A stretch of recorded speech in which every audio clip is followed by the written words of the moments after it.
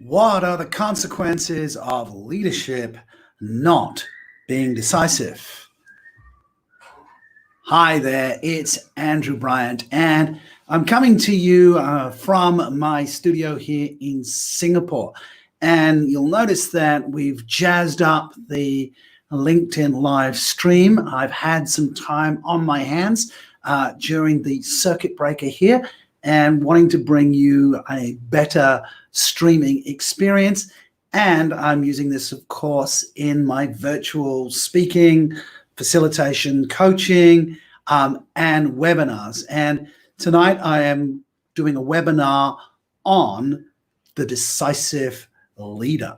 And so I wanted to talk to you about what it takes to be a decisive leader and give you a little bit of a taste today. But yeah, that first question that came up here, what are the consequences of leadership not being decisive? Think about that.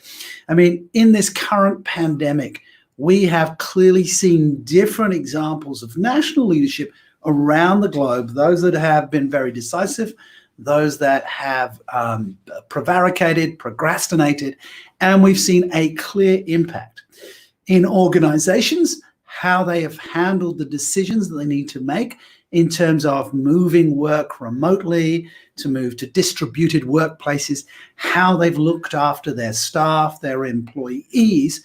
These decisions have real consequences. And you as an individual, you as a leader within your family, within your business, within your company, how you make decisions always has consequences. And that in some ways is why people do not want to make decisions.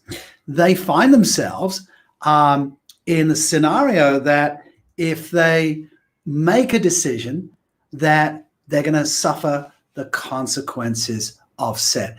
And that fear of making a decision slows them down, but in itself causes its own problem. I love this quote by retired General Colin Powell.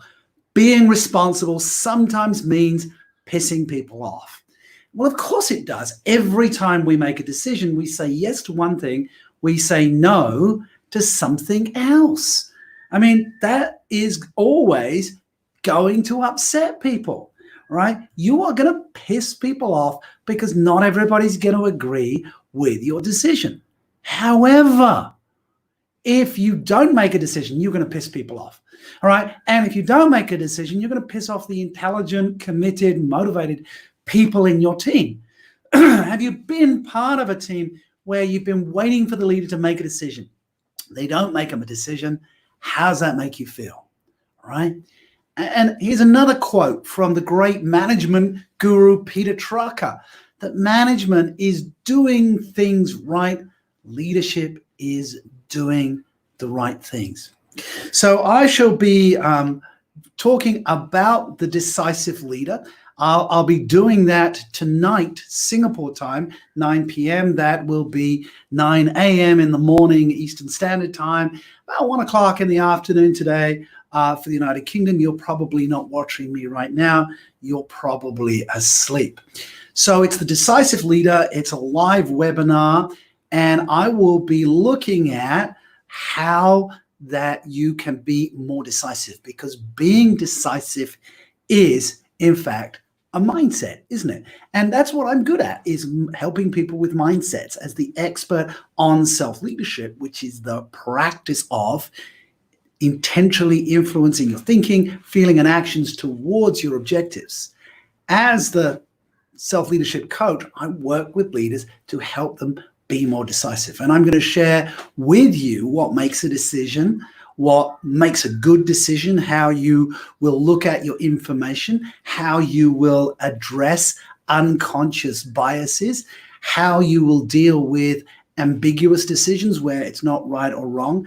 And the real question is, how certain do you need to be to make a decision? And the answer is not 100%. So this is Andrew Bryant. I will see you tonight. The URL to register for the webinar is selfleadership.com/the-decisive-leader. I will put that URL in the comments below, but it is also in the description of this LinkedIn Live. So thank you for your attention, allowing me to interject into your busy day. So now take a deep breath and get back to whatever it was you were doing. This is Andrew Bryant, over and out.